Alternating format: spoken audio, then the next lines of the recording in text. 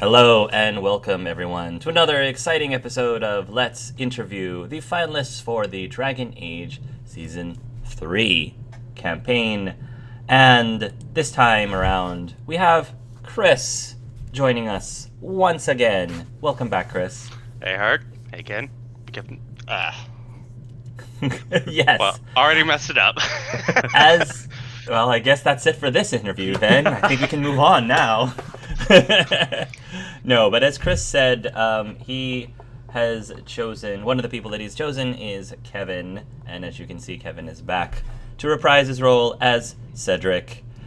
And this is really interesting because I don't know if, I feel like I've mentioned this before, but when I first saw Chris's interview and started interacting with Chris for the first time, I always told people that somehow Chris gives me a Kevin vibe. Not necessarily, maybe they could be brothers, but I don't know, his overall persona slash the way he carries himself, and I don't know, I just kept getting, he just kept reminding me of Kevin, so take that as you will. Hopefully that's a good thing from you, Chris. Definitely. Kevin was pretty amazing, so. Oh, yes, I think so. So, all right, that's enough of me, so Kevin, why don't you take over? All right. This is kind of like the one that I wanted to start with. I'm kind of pulling from Hark's warm-up questions from Dragon Age Season 2, Session 0. If you could be any race and class from Dragon Age, like if you were in that world, what would you be? A Qun, because I work best under rigid structures. My love for mages is like, I want to be a mage. I mean, I don't want to be a mage in the Qun. So I'd probably end up being something like a researcher or something more mind-based than physical labor.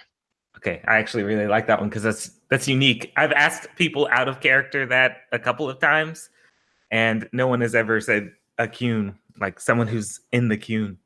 So I actually, it caught me off guard. I was like, oh, okay.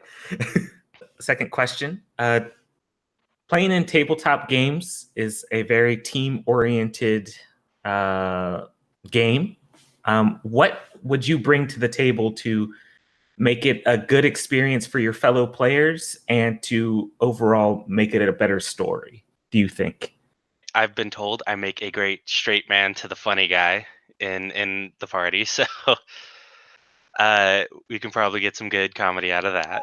I am always open to people changing my mind and my character's mind, so I won't hopefully ever get stuck in that, okay, it's my way, you know. I really think this is the only way we can do it. If it's about having fun, then I figure we can all just have fun together. Given all the other auditioners that you've seen, if you had to give up your spot in this roster, who would you recommend Hark give it to? Well, Kay's voice was amazing for her dwarf. So that's 1 point towards her. Aloysius the Excellent! Yes, I couldn't remember his name. Aloysius the Excellent is for you! No, I agree with you. That part especially killed me. Kay, if you're watching, that part killed me in the best possible way. That would have been the perfect way for me to go. But just purely based off who I want to know more about and what story I want to see, I'd have to go with the other Darkspawn Emissary, Dominic's Shriek. We've gotten this small bit of Darkspawn, lore. I want to see it expanded on. It's new ground. I want to see it pioneered. Yeah, I do have actually 2 follow-up questions for you, Chris.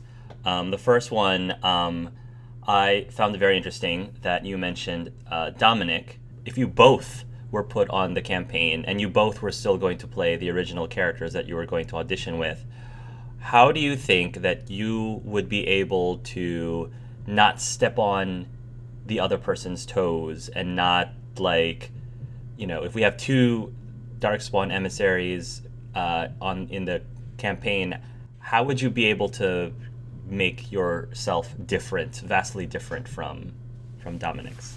Well, for starters, I see our two characters as walking down two entirely separate paths.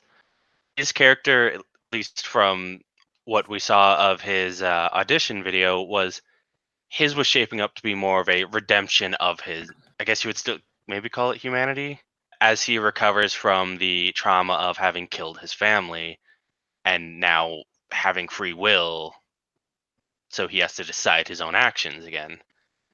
As whereas Renatus is a sheltered boy and he is going to be exploring the world for the first time, trying to help out his people. He's going to be more focused on what can I do to further my people, help people, just basically what can I do that's new.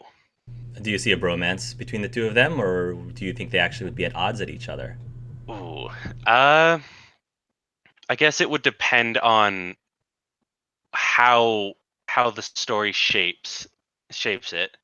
At first, I definitely think they would have each other's backs, just because, despite the fact that he's an awakened and Renatus is a second generation, they're still outcasts to the greater society, and therefore would side with each other more than against each other in my eyes. For you, my biggest reservation is so you've been playing for about a year, a little more than a year. I said in tabletop gaming. It was a little new to you last year from the start. And because of that, there are a lot of, I'm not going to say rookie mistakes, because mistakes is not the right word, because it really depends on the type of DM, the type of campaign, the type of players you're with. But there could be a lot of rookie traps that somebody could fall into if they've only been playing in tabletop for a while. For my type of campaigns, which could include things like metagaming, power gaming, being upset if things in the story doesn't quite go the way that they envisioned, or not quite seeing their character going the way that they originally envisioned, things like that. I'm not saying that I necessarily witnessed you personally doing any of these things. I'm just saying that is just things that naturally could happen with a relatively green player. So given that is my biggest reservation for you, Chris, what is your response to that? Well, in my short time, I have had my character go vastly different places than I initially thought they would. So I'm not too married to any particular part of them. I do try and build my character to be good at what they're good at. So that's, I guess, power gaming to some. But to me, it's just, I feel if you're trying to make them good at something, you should put effort into it. I won't be trying to be, I am master of all things, step out of the way, everyone. That's just not fun. So I guess that's my response to that part. Your eyes are closed. You see flashes of white, red, and purple, seemingly in a dreamlike state. You feel like you're answering things, but it happens so rapidly that you're not really sure of what's happening until your eyes flutter awake and you see Cedric standing over you with a sword at your chest, and you remember, yes, I came to the White Spire for whatever reason. Your character would go to the White Spire, and yes, pretty. And that's right. Cedric told me I had to go through a test, a harrowing, to be specific. You flutter awake. Cedric is looking at you intently before sheathing his sword and stepping away and helping you up. Congratulations. You've passed the first test. Oh, okay. Don't remember much of it. That is normal. It'll come back to you with time. But there are many mages that need some rest after the harrowing. It is a taxing process. How are you feeling? Disoriented. Can I see pretty now? He will just smile. For Renatus, you will see kind of like a bluish color run through his veins as his eyes kind of get a more bluish light as he helps you up. And he's like making contact with you. It's like, all right, there's nothing lingering. Pull my head up. Now, if you'll follow me, we still have a few more questions to go through. You can sit down in this next room so you can rest a little bit. I think that might be good. He will lead you out of the harrowing chamber, down the hall a little ways. The hallway is rather empty, and into a separate kind of like waiting room. It's almost like an interrogation room that's been kind of remodeled to be more Orlesian in nature. So there's like plants and stuff everywhere, and the chairs aren't just like metal chairs. They're like nice fancy chairs. The table's like hand-carved wood. Please, take a seat. Okay. No, take a seat. Can I get you anything? Water, maybe. Please. He will go over and grab a pitcher and a glass and fill it up and hand it to you. Drinks about half of it, then sets it down. Why did I need to go through that again? Well, you showed up at our doorstep saying that you wanted entrance to learn more about magic or something. You're lucky that I caught you first, because your kind of sticks out, and Why would I do that? your guess is as good as mine. And it's at this moment that you'll hear a knock on the door, and Cedric will turn, and you'll see another Templar enter and motion for Cedric to come over. Cedric will stand up, and you'll hear the two whisper for a couple seconds. Ah, yes. I'm being called away. Don't worry. I've got this initiate here who'll watch over you. Make sure everything's fine. I'll be back shortly.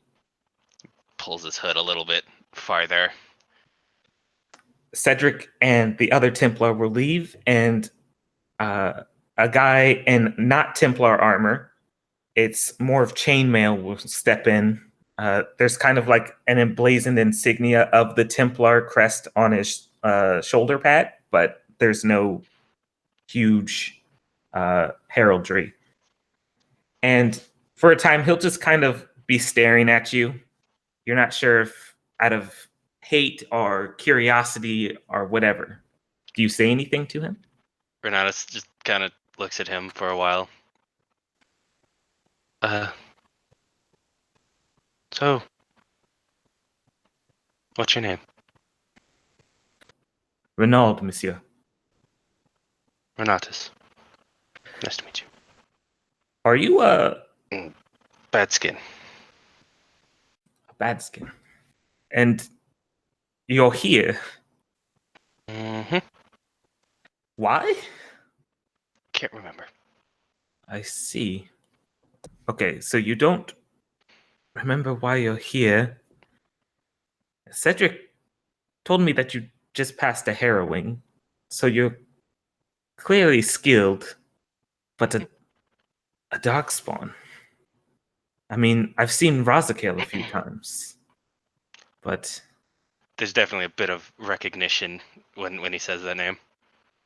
a mage Darkspawn? Emissary. An emissary. Mm-hmm.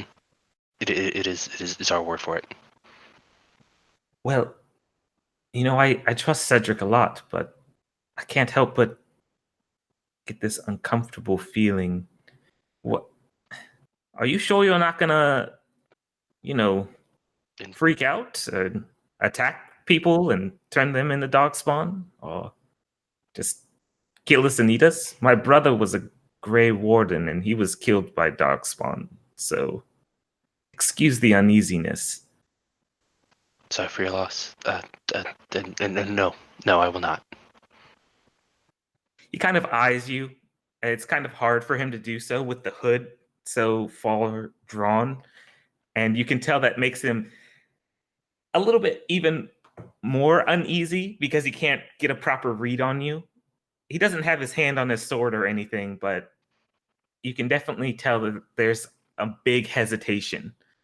So, were you from a different circle, or where did you learn your magic? Other emissaries? Right. So it just kind of passes down or something. One is found to have magic. They get taught. Otherwise, it's dangerous.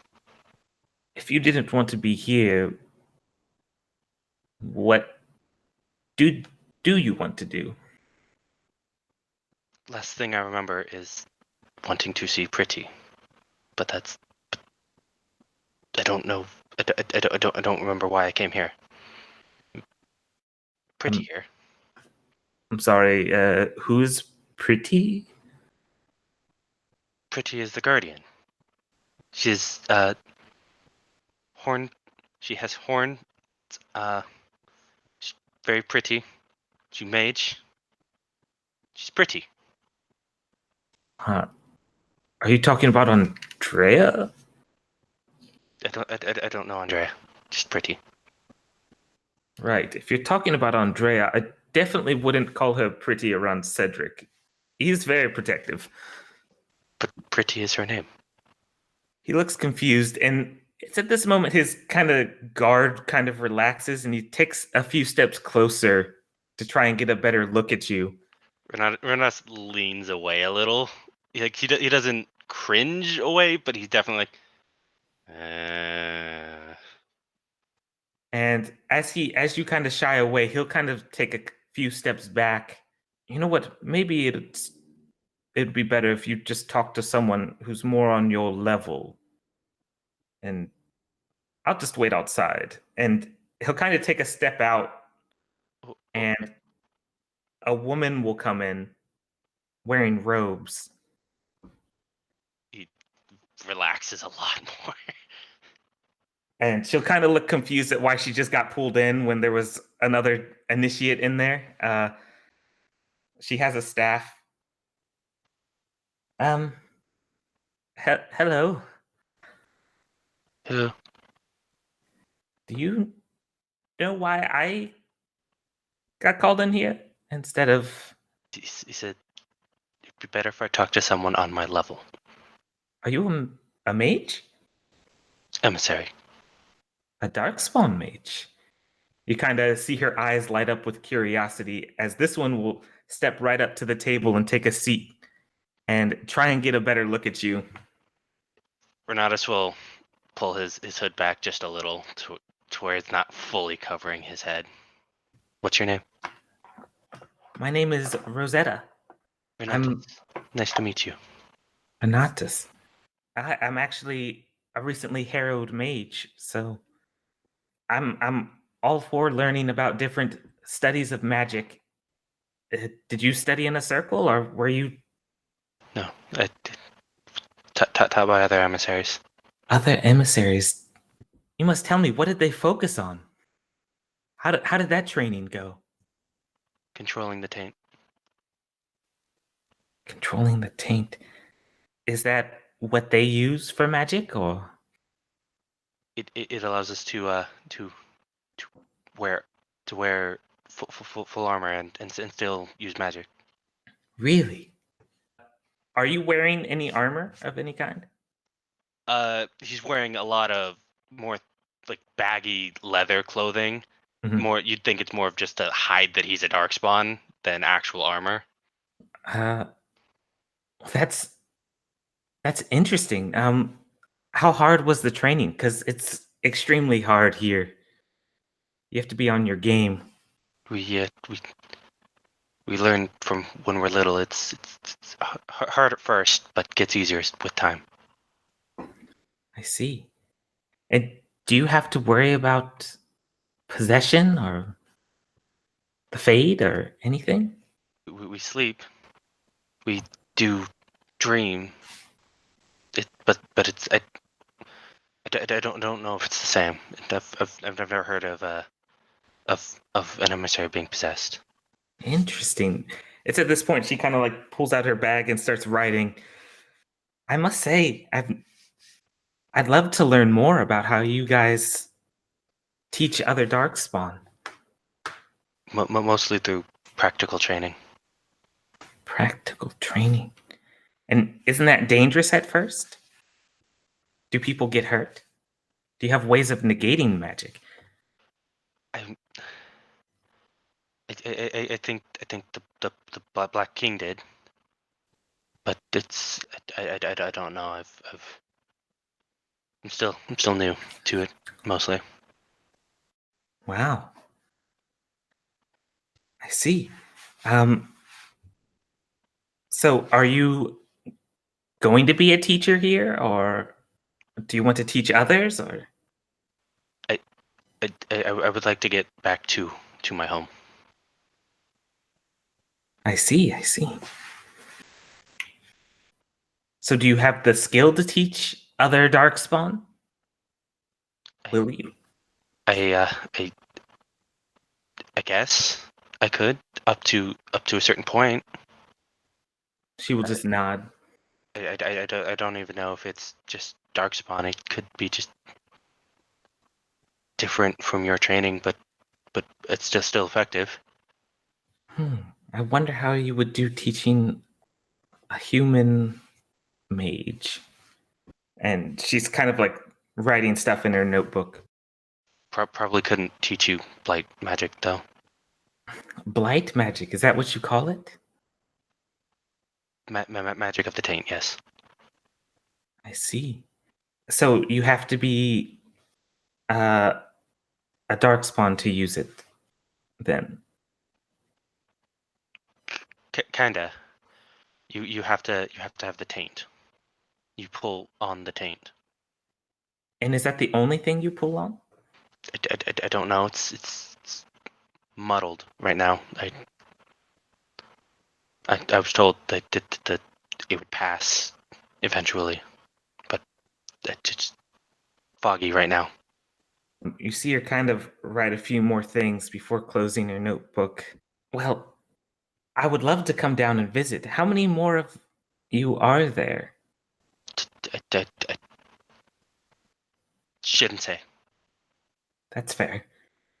She will kind of stand up and look towards the door and give a nod. And it's at this point you see Cedric enter back through the room.